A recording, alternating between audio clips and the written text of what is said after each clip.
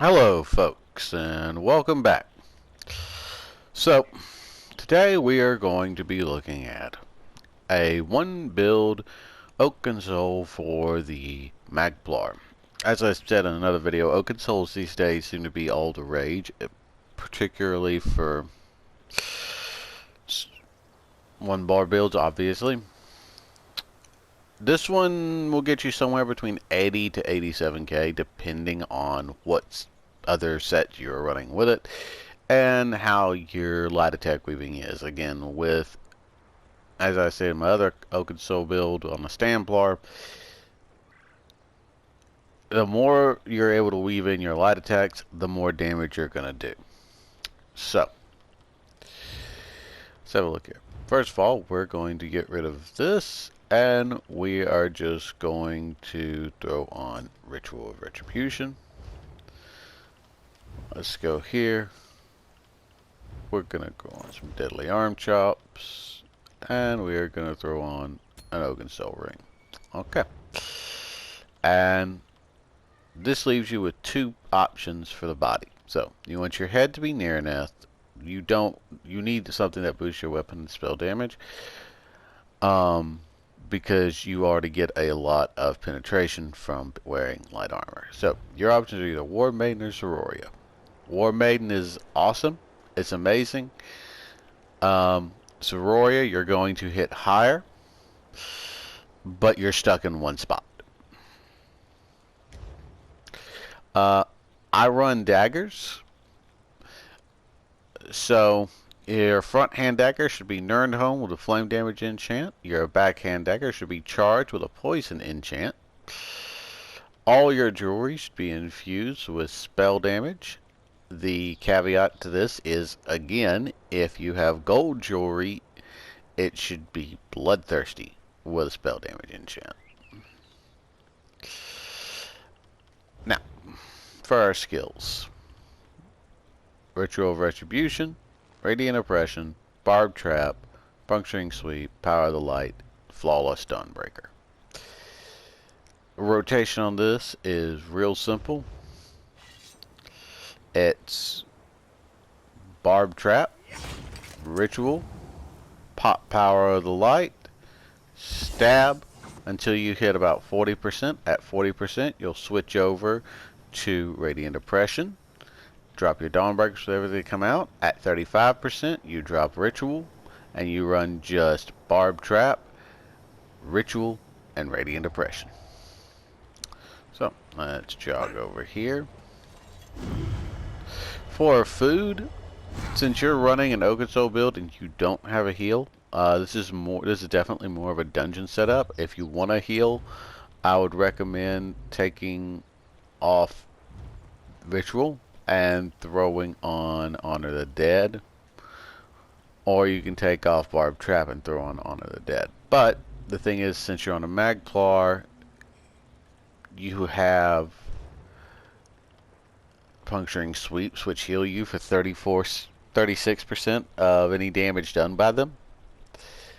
That is an incredibly effective heal.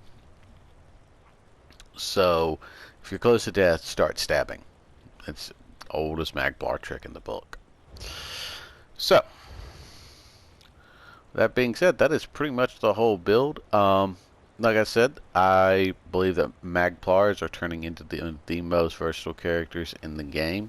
I have another video of Magplars up where I go over a couple other setups that you can use with them. This is simply a dedicated Oakensoul video.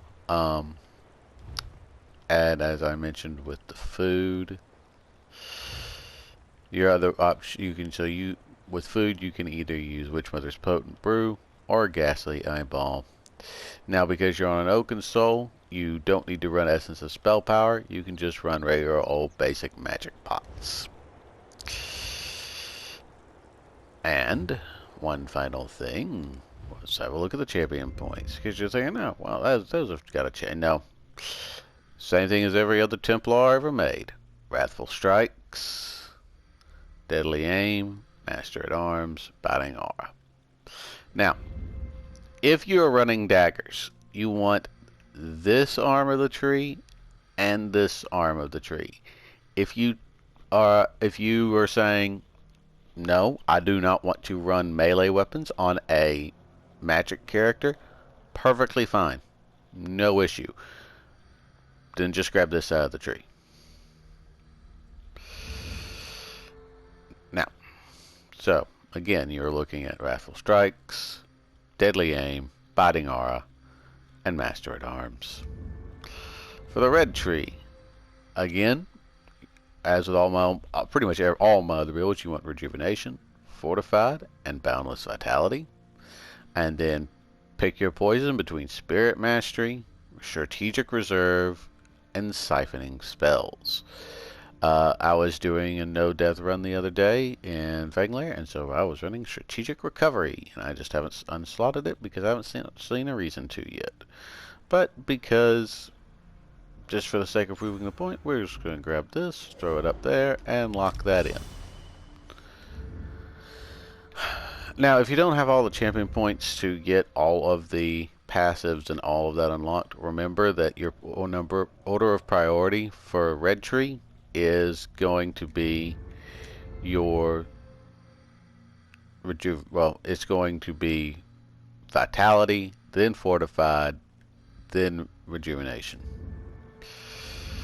For the blue tree, it's Wrathful Strikes of importance.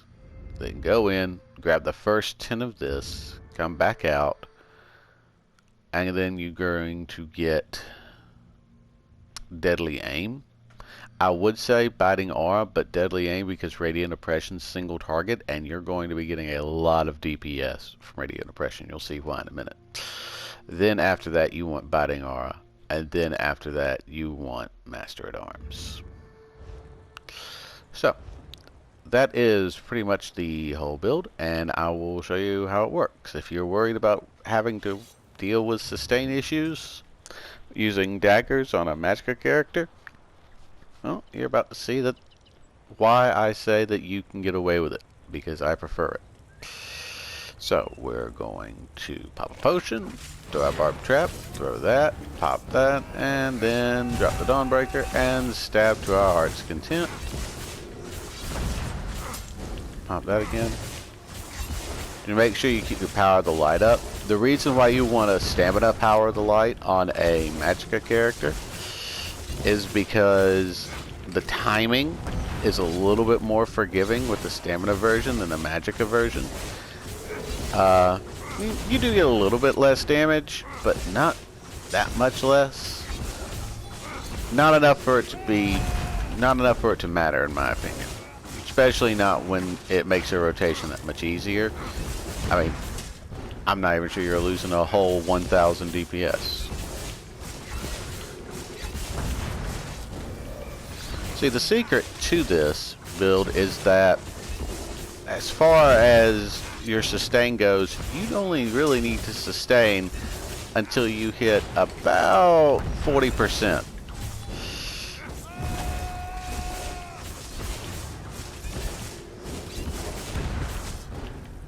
The reason for that is because at 40%, your spammable switches from these stabs to Radiant Oppression.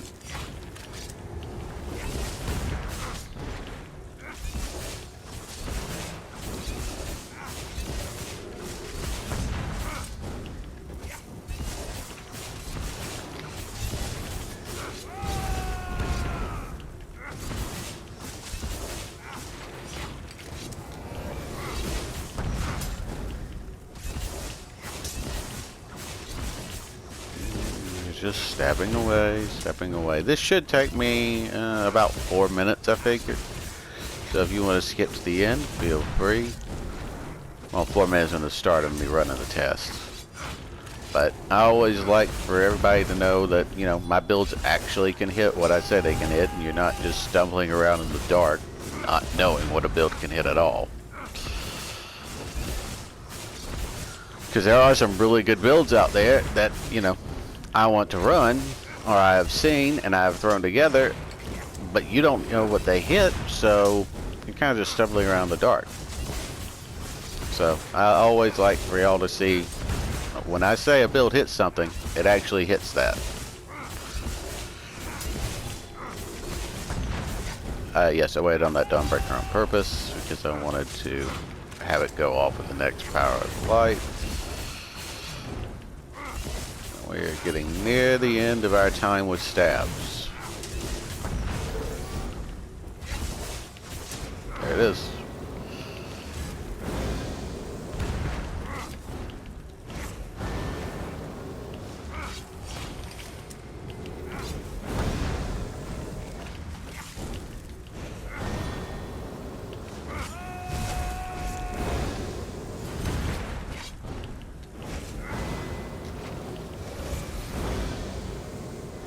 That's the last power of the light we're going to cast, because now our execute is hitting just as much power of the light, and we're just going to beam our way out of this. Now it's hitting for way more than power of the light would be, just because the beaming as it scales up is insane.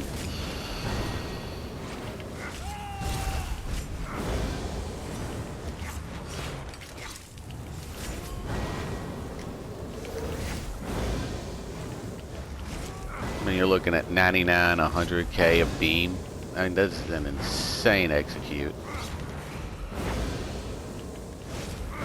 We're not going to proc anything else. At this point, at 10%, regardless of what you have up, just start beaming your way out of it. You're going to get more DPS out of it that way. Oh, we're not going to proc that. 82,000. That is 82,000 wearing Warmaid. Do bear in mind that if you're in a fight where you're not moving at all, like the dragons and Sunspire, take that War Maiden and throw on Sororia.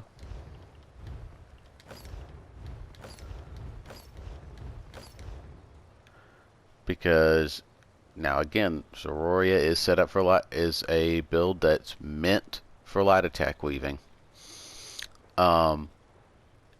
That's going to give you 630 extra spell damage.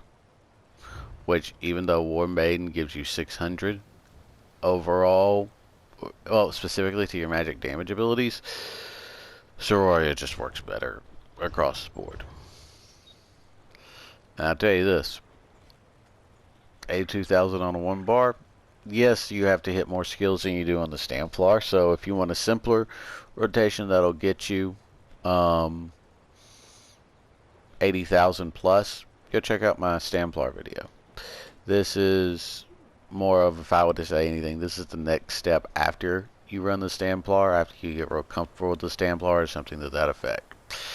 But I mentioned this the other day in my Magplar video as one of the build options for Magplars, and so I wanted to throw this out there and put it together. Anyways, for anybody who watches it, I hope you like it. Hope if you do run this build, you find it useful. Feel free to comment anything below, and if you ever come across me in game, shoot me a message, whisper me, ask for help, or just to say hi. I'm more than open to it. Feel free to comment any other thoughts you have down below. Hope you have a great day. Thanks.